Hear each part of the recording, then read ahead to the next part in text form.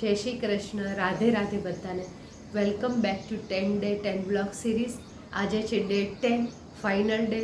અહીંયા મારી journey and નથી થતી, એક સિરીઝ એન્ડ થાય છે.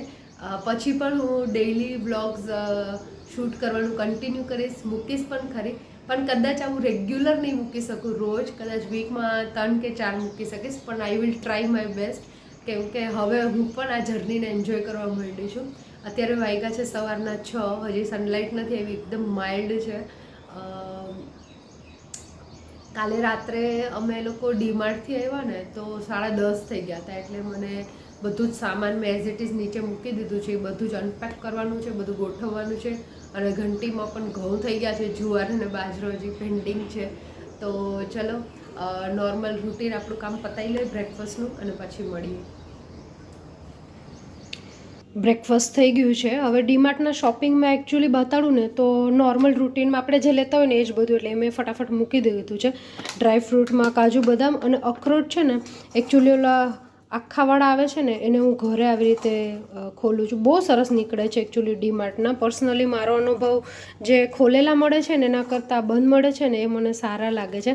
અને આજે સાંજે ડિનરમાં છે પાણીપુરી, તો એની પણ પ્રિપરેશન બતાડું. આ વ્હાઈટ જે આવે છે ને નોર્મલ આપણા કઠોળના વટાણા, એને સવારે પલાળી દીધા છે. પછી આપણા નોર્મલ દેશી ચણા છે અને મગ છે. અને અત્યારે લંચની પ્રિપેરેશનમાં આ એક સિંગદાણાનું સલાડ બનાવું છું, તો એને પણ સિંગદાણાને બી થોડા બોઇલ કરી નાખ્યા છે. થોડી પ્રિપરેશન પછી મળીએ. ગેસ પાઇપલાઇનની અપડેટમાં બહારનું બધું જ કામ પતી ગયું છે. આવી રીતે મારી આખી યુટિલિટીમાં પાઇપલાઇન લાગી ગઈ છે. હવે મીટર પણ લાગી ગયું છે. મને લાગે છે હવે સિલિન્ડર નીકળવાને આઈ થિંક 15 ડેઝ જ છે. લંચની પ્રિપરેશનમાં એકચ્યુઅલી હું ફ્રેશન અપ થઈને નીચે આવી ને તો મમ્મીએ લોકી અને આલુ કટ કરીને રાખ્યા હતા. તો આજે સિમ્પલ લોકી આલુની સબ્જી છે.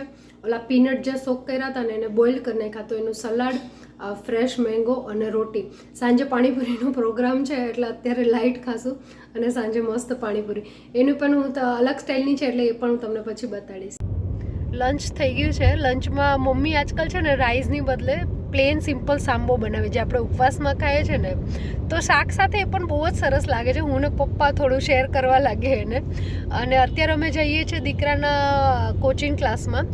જેઈની મેઇન અને એડવાન્સ એક્ઝામ ક્લિયર કરવા માટે આપણા તરફથી એઝ અ પેરેન્ટ શું તૈયારી જોઈએ ને એ લોકો કઈ રીતે ગાઈડ કરી શકે, એ બધું જ ડિસ્કશન કરવા માટે ત્યાં જઈએ અને જોઈએ એ લોકો કઈ રીતે કાઉન્સેલિંગ કરે છે.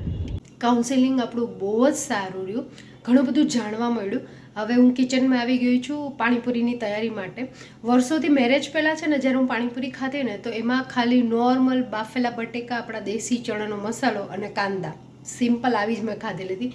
પણ મેરેજ પછી મારા સાસુ પાસેથી મેં અલગ રેસીપી શીખી, કેમ કે એ લોકો બોમ્બેમાં રહેલા છે.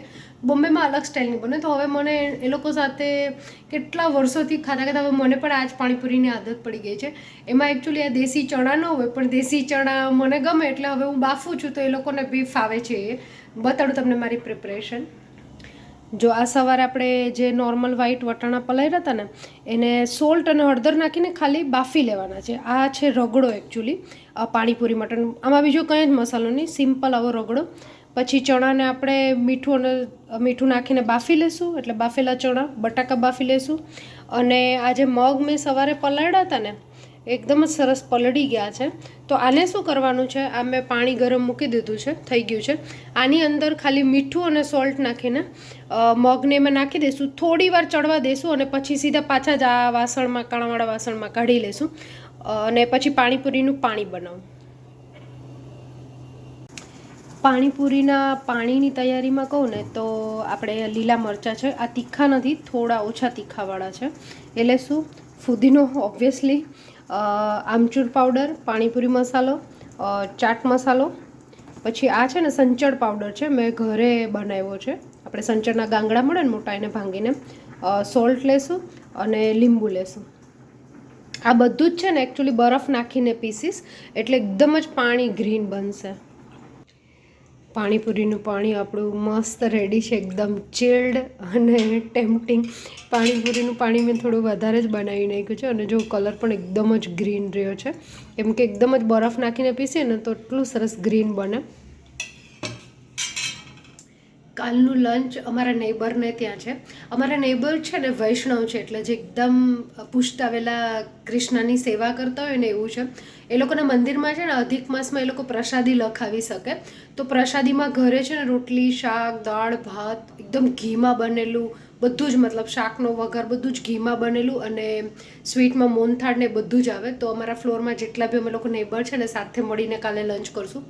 અને પછી મને થોડુંક વોર્ડરોબ ક્લિનિંગનું કામ છે, કેટલા ટાઈમથી પેન્ડિંગ છે, ટાઈમ નથી મળતો. તો કાલે મને એમ લાગ્યું બપોર પછી થોડું રેસ્ટ કરીને એ કરીશ, અને ડિનર નહીં બનાવું કેમ કે આજે પાણીપુરીનું પાણી વધારે બનાવી નાખ્યું. તો મને, મારા દીકરાને અને હસબન્ડને તો બહુ જ ભાવે બીજા દિવસે પાણીપુરી. મમ્મી પપ્પા તો ના લે, એ લોકો તો ખીચડીને એવું લાઇટ જ જમશે, પણ અમારું કાલનું ડિનર સેટ છે. ચલો બધા પાણીપુરી ખાવા. મારી પાણીપુરીની પ્રિપરેશન ડન. આ છે વટાણાનો રગડો, આ મસાલો છે, આની અંદર આપણે બોઇલ્ડ પોટેટો, ચણા, મગ, કોથમરી, મીઠું, સંચળ અને લીંબુ નાખ્યું છે. પૂરી છે, પાણી છે અને મીઠી ચટણી છે.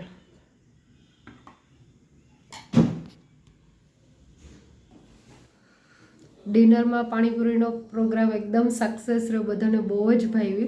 વિન્ટર જેટલી ભૂખ એકચ્યુઅલી સમરમાં નથી લાગતી, પણ પાણીપુરી એક એવી વસ્તુ છે ને કે ગમે ત્યારે ભાવે બધાને, અને ફુદીનો અને ચિલ્ડ વોટરથી તો ઓર જ મજા આવી ગઈ.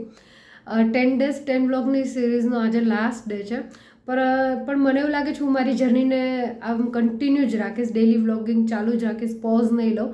પણ હવેની જર્નીમાં છે ને હું મારા સાસુમાને ઇન્ટ્રોડ્યુસ કરાવીશ તમને. મને લાગે છે એ બેસ્ટ મધર ઇન લો છે વર્લ્ડના, કેમ કે એના કોન્ટેક્ટમાં જે બી આવે ને એમ જ કોમ્પ્લિમેન્ટ આપે કે સાસુ બનતા શીખવું હોય ને તો તમારી પાસેથી જ શીખી શકાય. ખાલી કહેવા માટે હું નથી કહેતી, પણ એ ખરેખર જ બહુ સારા છે. તો મને એવું લાગે મમ્મીનો એક્સપિરિયન્સ પૂછશું, એને કેવું લાગે છે મારા ડેઇલી વ્લોગ જોઈને, અથવા મારું રૂટીન જે ચેન્જ છે, જે કેમેરા લઈને હું ફર્યા કરું છું, સેલ્ફી સ્ટિક લઈને, તો એનો ફીડબેક લેશું અને મળીએ નવી શરૂઆત સાથે સાસુમાના ઇન્ટ્રોડક્શનથી. ત્યાં સુધી બધાને take care, bye bye, good night.